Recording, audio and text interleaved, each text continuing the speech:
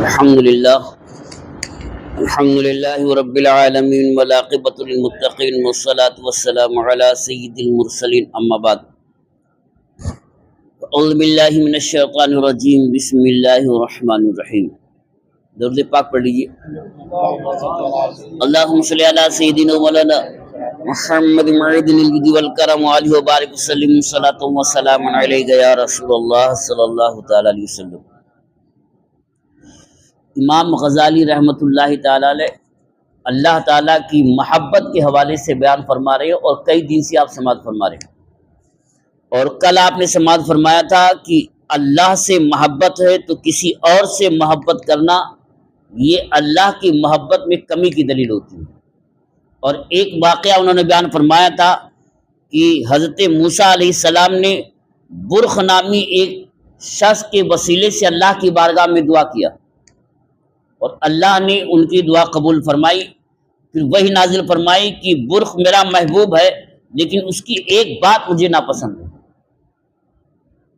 حضرت موسیٰ علیہ السلام نے عرض کیا مولا وہ کیا ہے؟ تو فرمایا کہ وہ صبح صبح ٹھنڈی ہوا کو پسند کرتا ہے، یہ مجھے ناپسند ہے۔ تو اس کا مطلب یہ تھا کہ جب اللہ سے محبت کرتا ہے تو اللہ ہی سے ہر چیز سے انسیت حاصل کرے، کسی اور سے نہ حاصل کرے۔ اب اس سلسلے میں ایک اور روایت بیان فرما رہے ہیں امام غزالی رحمۃ اللہ تعالی علیہ سماعت فرماتے ہیں کہ ایک عابد نے کسی جنگل میں لمبے عرصے تک اللہ تعالیٰ کی عبادت کی۔ اس نے ایک مرتبہ کسی پرندے کو دیکھا جس نے ایک درخت میں گھونسلہ بنا رکھا ہے اور وہ وہاں آ کر چہچہاتا ہے۔ تو اس عابد نے دل میں کہا کیا ہی اچھا ہو جو میں اپنی جائے عبادت اس درخت کے قریب بنا لوں تاکہ اس پرندے کی آواز سے مانوس ہوتا رہوں۔ پھر اس نے ایسا کر لیا تو اللہ تعالیٰ نے اس وقت کے نبی علیہ السلام پر وحی نازل فرمائی، فلاں عابد سے کہہ دو تم مخلوق سے مانوس ہوئے، میں نے تمہارا درجہ ایسا کم کر دیا ہے کہ اب کسی بھی عمل سے اسے نہیں پا سکو گے۔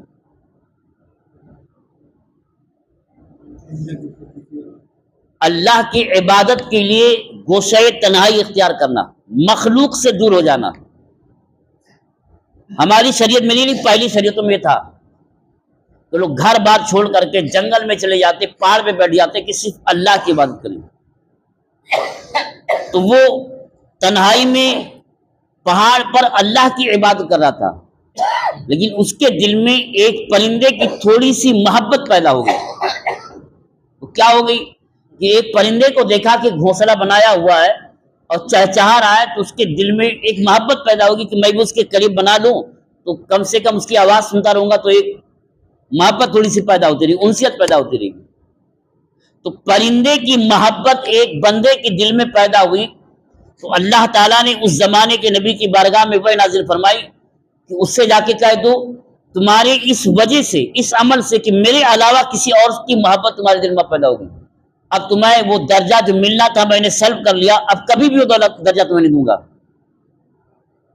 مطلب اللہ کے علاوہ کسی اور کی محبت دل میں پیدا ہو جانا مقام کو سلب کر لیتا ہے، مقام کو کھینچ لیتا ہے۔ خلاصہ یہ کہ اپنے دل میں اللہ کے علاوہ اور کسی کی محبت پیدا نہیں ہونا چاہیے۔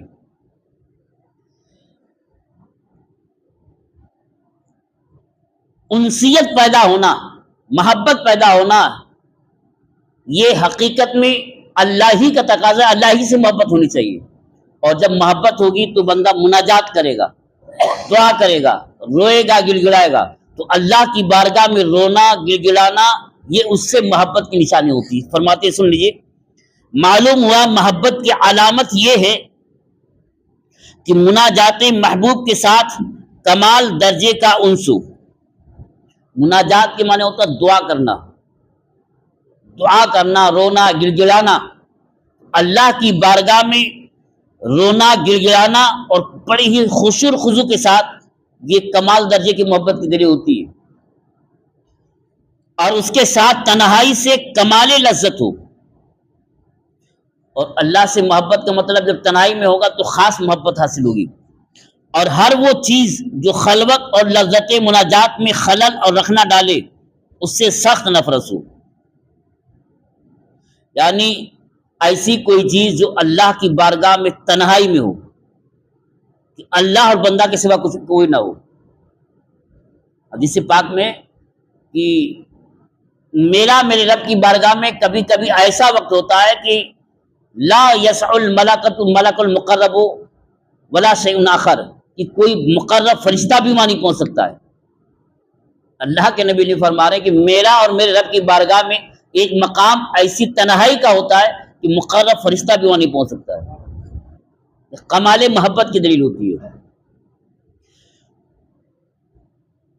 تو ہر وہ چیز جو اللہ کی بارگاہ میں تنہائی میں ہونے اور اللہ کی بارگاہ میں مناجات کرنے کی لذت حاصل کرنے میں خلل اور رخنا ڈالے، اس سے سخت نفرت ہو۔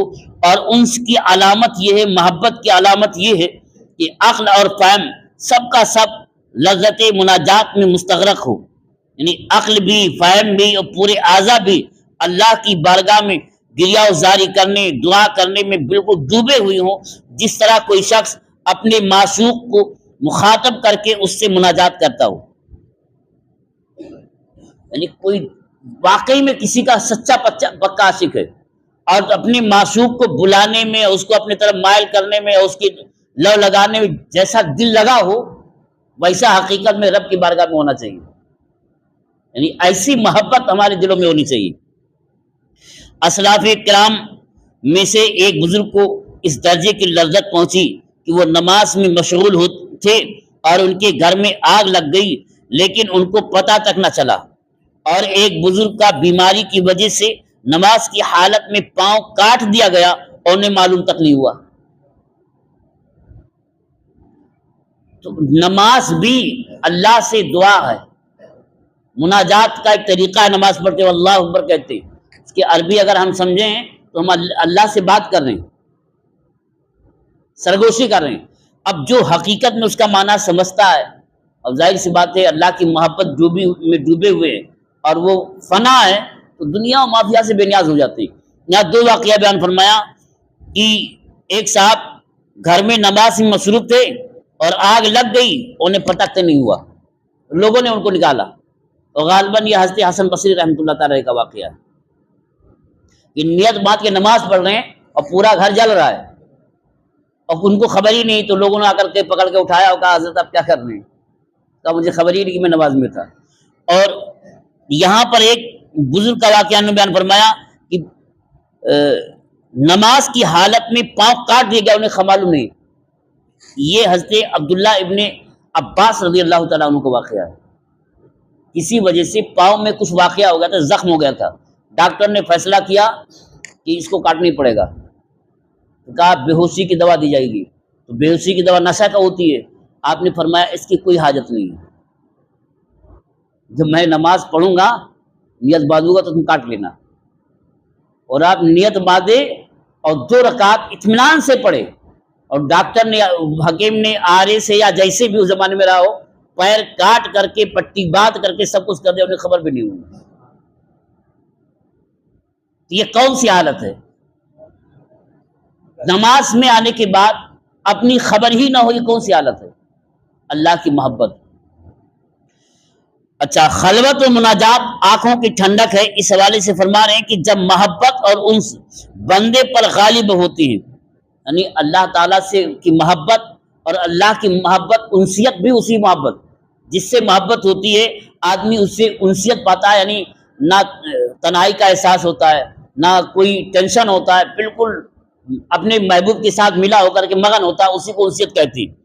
تو خلوت اور مناجات اس کی آنکھوں کی ٹھنڈک بن جاتی، جس کی وجہ سے تمام فکریں دفع ہو جاتی ہیں، بلکہ انس اور محبت دل کو اس طرح ڈھانپ لیتے ہیں کہ امور دنیا جب تک کئی بار کانوں سے نہ ٹکرائیں تب تک سمجھ میں نہیں آتے۔ چنانچہ ایسے کی مثال اس عاشق کی طرح ہے جو اپنی زبان سے تو لوگوں کے ساتھ گفتگو کر رہا ہوتا ہے، لیکن باطن میں وہ محبوب کے ذکر سے معلوم ہو رہا ہوتا ہے۔ اللہ تعالیٰ ارشاد فرماتا ہے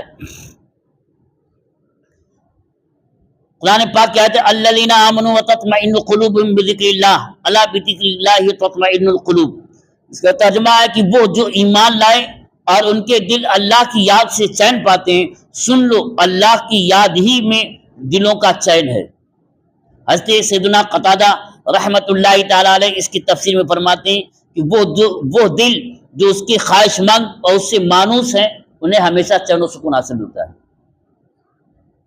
کتنے ایسے لوگ ہیں کہ وہ بازار میں دکان کر رہے ہوتے ہیں، کاروبار کر رہے ہوتے ہیں، مگر دل ہمیشہ اللہ کی یاد میں مشغول ہوتا ہے اور تجلیات کا نزول ہوتا رہتا ہے۔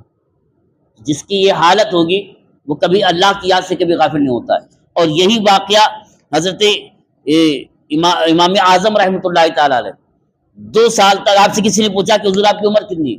فرمایا ویسے تو میری عمر 63 سال ہے، لیکن میں 2 ہی سال سمجھتا ہوں۔ کہا آپ کی عمر 63 سال ہے اور آپ سمجھتے ہیں کہ میری عمر صرف 2 ہی سال ہے، وہ کون سے؟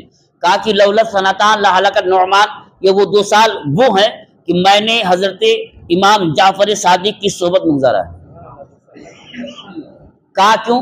کہا جب تک میں ان کے ساتھ میرا ایک لمحہ، ایک سیکنڈ، ایک منٹ بھی ایسا نہیں گزرا کہ اللہ کیا سے غافل ہو رہا ہوں، ہمیشہ اللہ کی یاد میرا، مطلب سو رہے تب بھی، بیت الخلاء گئے تب بھی، نماز میں رہے تب بھی، ایک لمحہ بھی آپ غافل نہیں رہے۔ وہ کیا ہے؟ وہی ذکر قلب۔ جب دل ذاکر ہو جاتا ہے تو ہر وقت آدمی ذکری میں رہتا ہے، کسی بھی حال میں رہے وہ ذکری کرتا رہتا ہے۔ اللہ تعالیٰ ہمیں آپ کو سمجھنے کی توفیق عطا فرمائے اور سمجھ کر اس پر عمل کرنے کی توفیق عطا فرمائے۔ وآخر دعوانا الحمدللہ رب العالمین۔ اللہم صلی علی سیدنا مولانا